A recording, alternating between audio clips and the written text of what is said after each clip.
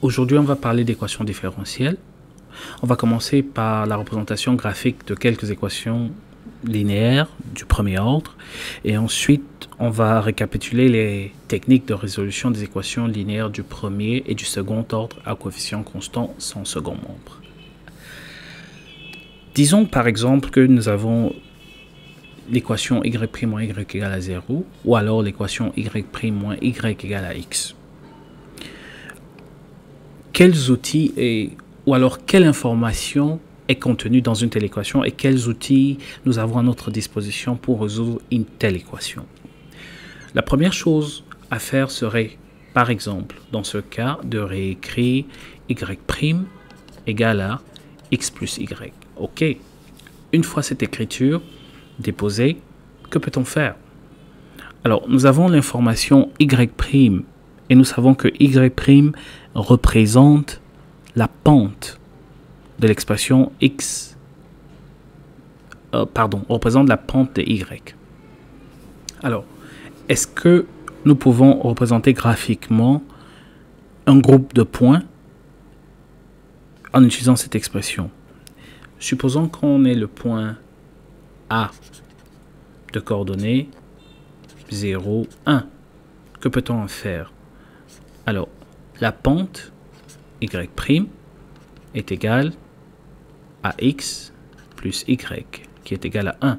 Alors, si on veut représenter une pente de 1, ceci représenterait une pente de 0, mais ce n'est pas ce qui nous intéresse. Alors, on va la relever très légèrement, de cette manière.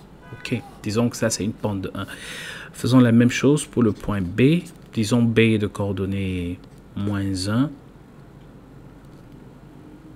1. Alors, on obtient y' égale à moins 1 plus 1 égale à 0 et effectivement 0. Disons que le point C, 2, 1. On obtient y' égale 2 plus 1 égale à 3. On a une pente de 3. Très bien. Alors, quel est l'intérêt de cette opération? Prenons un dernier point, disons le point D de coordonnées 2, 2. On obtient y' égale 2 plus 2 égale à 4. Encore une fois, une pente encore de cette manière. Alors, graphiquement, à quoi cela pourrait ressembler? Si nous avons ici notre repère,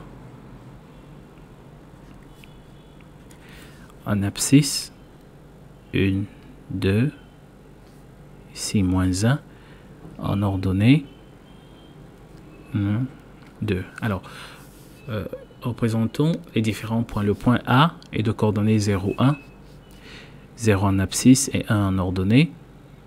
Donc, le point A est là. Et le point B, moins 1 en abscisse et 1 en ordonnée. Moins 1, 1. Le point B. Le point C, 2 en abscisse et 1 en ordonnée. Le point C est là. Et D, le point 2, 2. Alors, maintenant, représentons les différentes pentes. La pente est de 1 en A. Le point A était de coordonnées 0, 1, donc de 1. Ok. Le point B, moins 1, 1. Voilà. Le point C, 2, 1. La pente était de 3. Et le point D, 2, 2, 4, un petit peu plus. Ok. Alors, si nous avons toute la journée et énormément de temps libre, on serait en mesure de représenter 1 millier de points. Mais en le faisant, on va rapidement constater que le champ de pente en réalité, nous donne l'allure de la courbe de solution. Alors, plus concrètement, en utilisant l'application GeoGebra, on va faire le même travail. Tantôt, on essayait de représenter le champ pour l'équation différentielle y' égale à x plus y. Alors, de façon un peu plus précise, voici ce à quoi ressemble un champ de pente pour une équation pareille. Alors, quelle information est contenue donc dans ce champ de pente? Essayons de résoudre l'équation différentielle et trouvons la famille de solutions. Ce qu'on observe, c'est une courbe violette. Alors, cette courbe violette a l'air effectivement de suivre les pentes représentées. Essayons de voir s'il est possible de couvrir les familles des solutions de cette équation différentielle. Et la courbe violette, effectivement, balaie. Ok, essayons d'accélérer un petit peu le mouvement de la courbe. Et on observe que la courbe violet balaie effectivement les pentes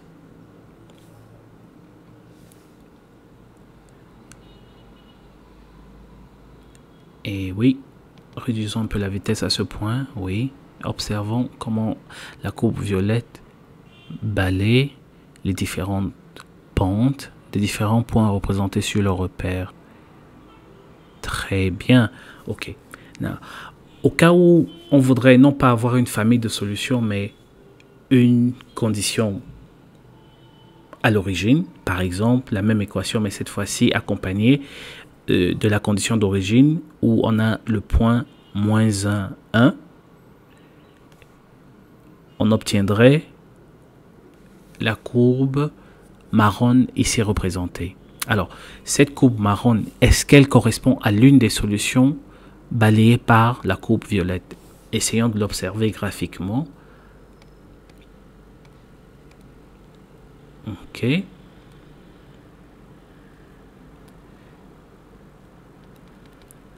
Voilà. Effectivement, on voit que la courbe marron, qui est une solution unique, correspond à l'une des solutions de la famille des solutions que représentait la courbe violette et le balayage effectué par la courbe violette. Donc ceci est un exemple de la représentation graphique du comportement d'une équation comme celle de la forme y' égale à x plus y. Certes, il existe des méthodes de résolution analytique d'une équation similaire, mais dans le cas qui nous concerne, on s'intéressera uniquement aux équations différentielles à second membre égal à 0. Alors, récapitulatif des méthodes de résolution. Pour les équations différentielles linéaires de premier ordre de cette forme, la solution générale sera de la forme fk de x égale à k exponentielle de moins ax, a appartenant à R et k appartenant à R. Très bien.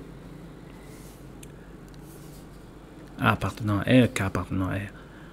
Pareillement, si nous avons une équation différentielle linéaire de second ordre à second membre égal à 0 et à coefficient constant, bien évidemment, on établit une équation caractéristique et la résolution de cette équation caractéristique dont nous conduira à la première condition: si R1 et R2, solution de l'équation caractéristique, sont des réels, alors l'équation différentielle a pour solution f de x égale à a exponentielle de R1 de x plus b exponentielle de R2 de x, a et b appartenant à R. Pareillement, si l'équation caractéristique admet une solution unique réelle, l'équation solution devient f de x égale à a exponentielle de x plus b exponentielle de moins exponentielle de R1 de x. A et b appartenant à R sont donc pas de 1, pas de moins, je veux dire. Alors, pour finir, Si l'équation nous donne R1 et R2 étant des nombres complexes, alors on obtient comme solution f de x égale à A cosinus de bêta x plus B sinus de bêta x exponentielle de alpha x. A appartenant à R et B appartenant à R. Alors, cas spéciaux, si nous avons une expression de la forme f second moins w carré f égale à 0, alors notre solution sera de la forme f de x égale à a exponentielle w de x plus b exponentielle de moins w de x. Et pour finir, f second plus w carré de f égale à 0. Donc ici, la différence est au niveau du signe. On obtient f de x égale à a cosinus de w de x plus b sinus w de x. Très bien. Maintenant, passons à un exercice pratique. Alors, si nous avons une équation de la forme 2f' moins f égale à 0, comment procéder pour la résoudre? Initialement, on la remet sous la forme dont on a discuté, à savoir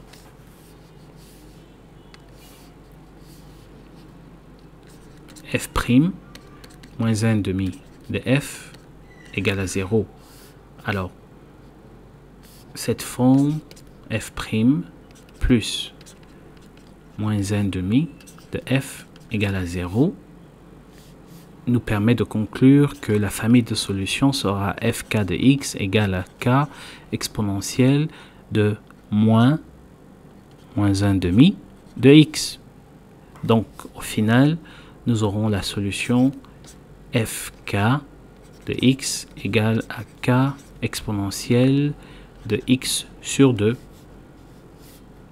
Et comme on a dit tantôt, k appartient à R. Ok, continuons. Maintenant, si nous avons une équation différentielle de second ordre, la première chose à faire, c'est d'établir l'équation caractéristique. Ici, l'équation caractéristique est de la forme R carré moins 3R plus 2 égale à 0. Alors, on obtient donc R1, 2 égale 3 plus ou moins racine carrée de 9 moins 4 fois 1 fois 2 de tout sur 2. Donc, R 1, 2, 3, plus ou moins 1 sur 2. R1 sera donc égal à 3 plus 1, 4 sur 2, 2. Et R2, 3 moins 1, 2 sur 2, 1. Donc, on obtiendra F sous la forme A exponentielle de 2x plus B exponentielle de x. Effectivement, A appartenant à R et B appartenant à R. Pareillement. Voilà. On continue. Disons que cette fois-ci, on a une équation différentielle avec une condition initiale. Alors, on commence par résoudre l'équation différentielle comme si on n'avait pas de condition initiale et après, on interprétera la condition initiale. Donc, on obtient f' plus moins 3f égale à 0 qui correspondra à fk de x égale k exponentielle de 3x. Ok? Alors, la condition initiale étant f de 1 égale à 1, ce qui veut dire que nous aurons f de 1 égale à k exponentielle de 3. Ce qui veut dire que nous aurons k ici égale à 1. Donc k sera égal à exponentielle de moins 3. Donc en remplaçant k dans l'expression de f de x, nous obtenons donc f de x qui sera égal à exponentielle de moins 3 exponentielle de 3x. Ceci sera encore égal à exponentielle de 3 facteurs de x moins 1. Et voilà. On continue donc. Cette fois-ci, on a une équation différentielle de second ordre avec, encore une fois, des conditions initiales. Donc, pareillement, l'équation caractéristique, avant de l'obtenir, on simplifie cette expression qui devient f second plus 4f' plus 3f égale à 0. Alors, l'équation caractéristique sera de la forme r au carré plus 4r plus 3 égale à 0.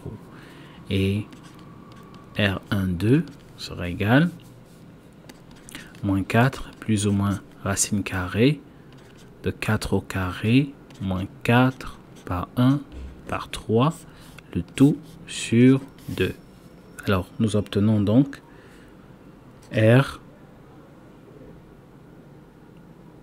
1, 2 égale moins 4 plus ou moins 16 moins 12, 4 racine de 2, racine de 4, 2, donc moins 4 plus ou moins, alors on obtient R1 égale à moins 3 et R2 égale à moins 1.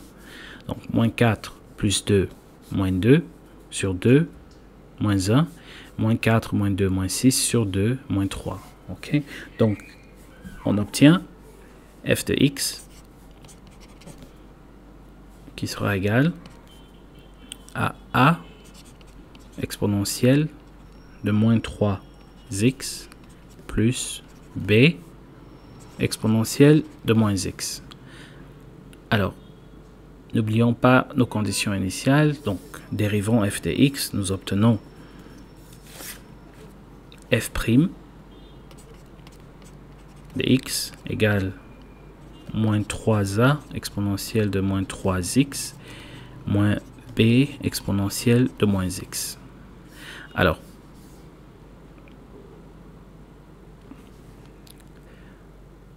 f de 0 est égal à exponentielle de 0 plus b exponentielle de 0 égale à 1.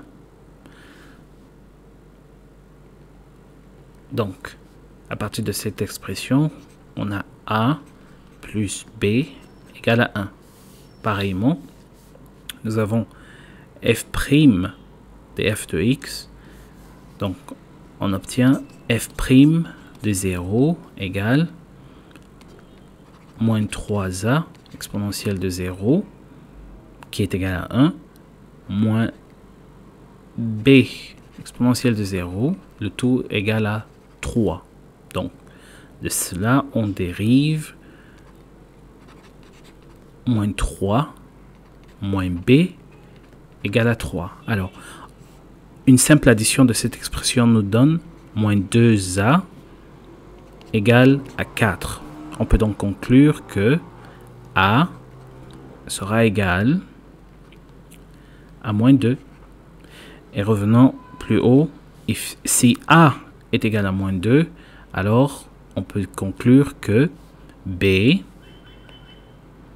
à partir de l'expression a plus b égale à 1, donc b est égal à 3.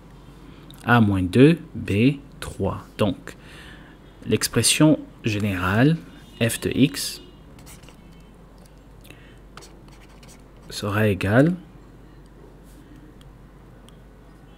à moins 2 qui est a exponentielle de moins 3x et b qui est égal à 3, donc on obtiendra plus 3 exponentielle de moins x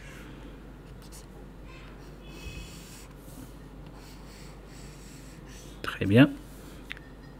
Et voilà pour la solution avec condition initiale. Très bien.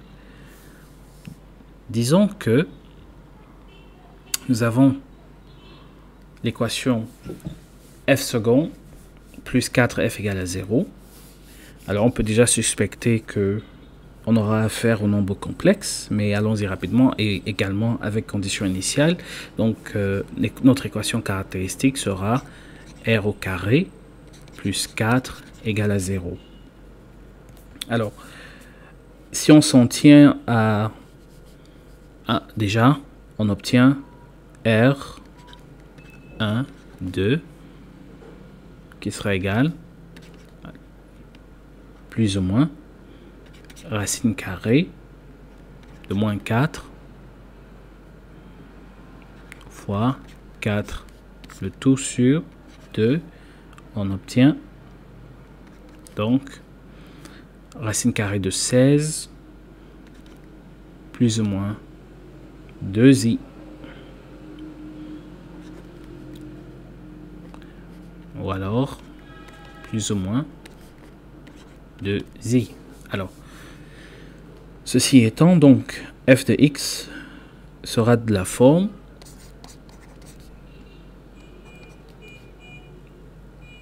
a cosinus de 2x plus b sinus de 2x. Alors,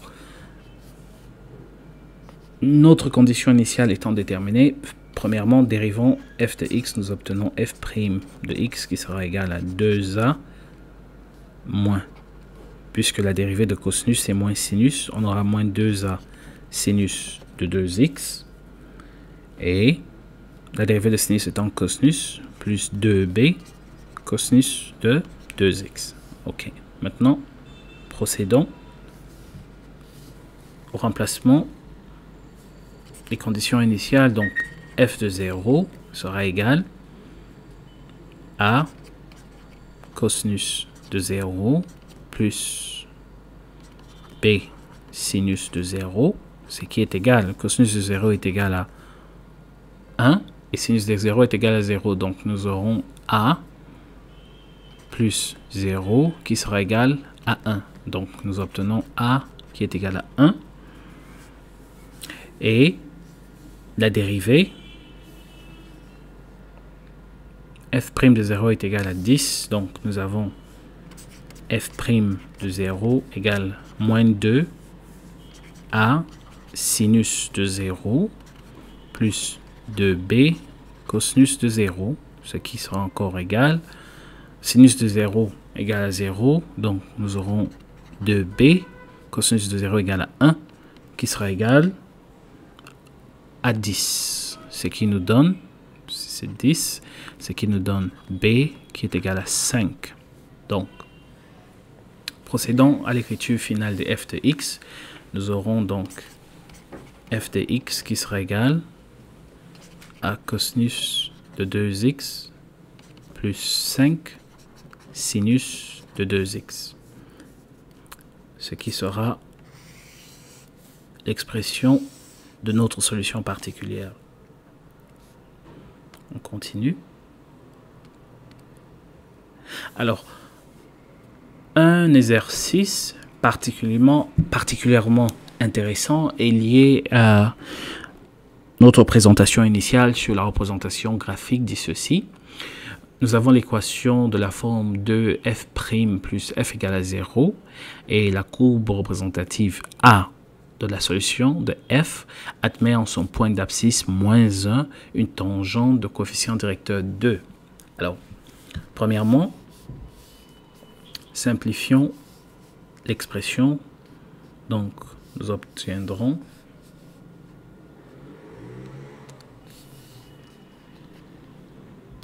f' plus 1 demi de f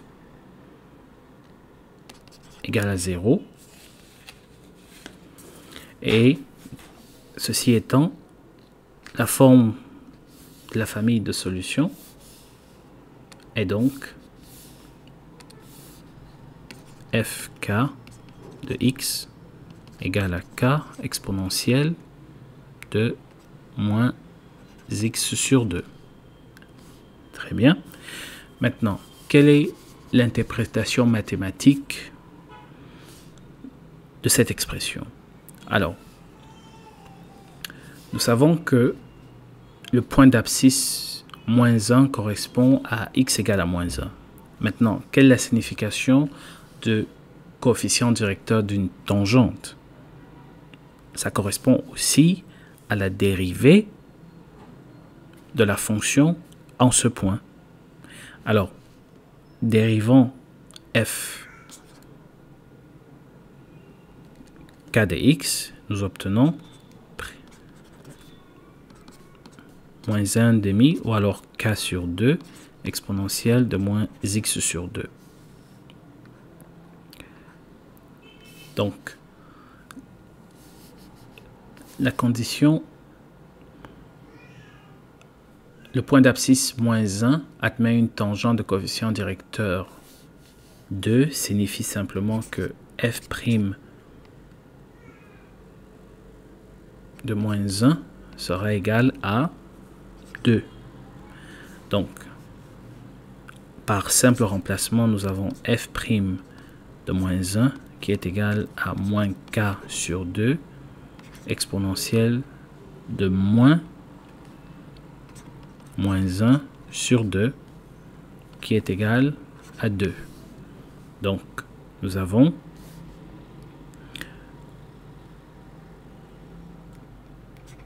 k exponentielle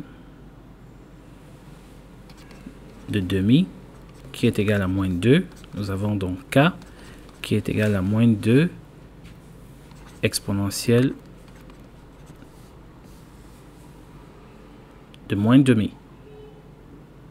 Donc, la forme générale de la solution particulière sera f de x qui est égal à moins 2 exponentielle de moins 1 demi exponentielle de moins x sur 2, ce qui sera encore égal à moins 2 exponentielle de moins x plus 1, le tout sur 2. Donc,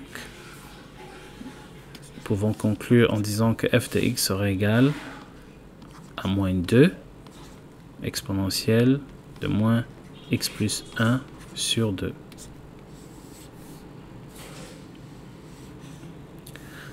Très bien. Et un dernier exercice pour la route. Le dernier exercice dit nous avons une population de pigeons qui a une croissance instantanée relative constante à tout instant t égale à 2%. À l'instant 0, la population est de 300 pigeons. Déterminez la population ft en fonction de t. Alors, quelle est la signification de l'expression une population de pigeons a une croissance instantanée relative constante à tout instant? Alors, la notion de croissance instantanée est liée à la dérivée qui est égale à une croissance instantanée relative constante à tout instant de 2%. Donc, 2% de f de t. Alors, ceci étant, nous avons donc cette équation différentielle que nous savons résoudre. On la remet initialement sous la forme f' de t moins 2% de f de t égale à 0.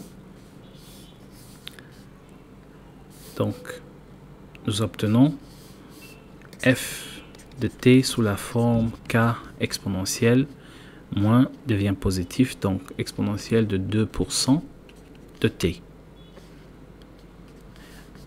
Et maintenant, nous avons la condition initiale qui dit à l'instant 0, la population est de 300 pigeons. Alors, f de 0 est égal à k exponentielle de 0 qui est égal à 300.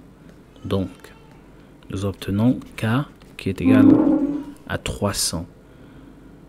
En conclusion, la population f de t en fonction de t sera de la forme f de t égale à 300 exponentielle de 2% de t. Très bien. Alors, on va s'arrêter là pour aujourd'hui et merci de votre attention. À très bientôt. Bye bye.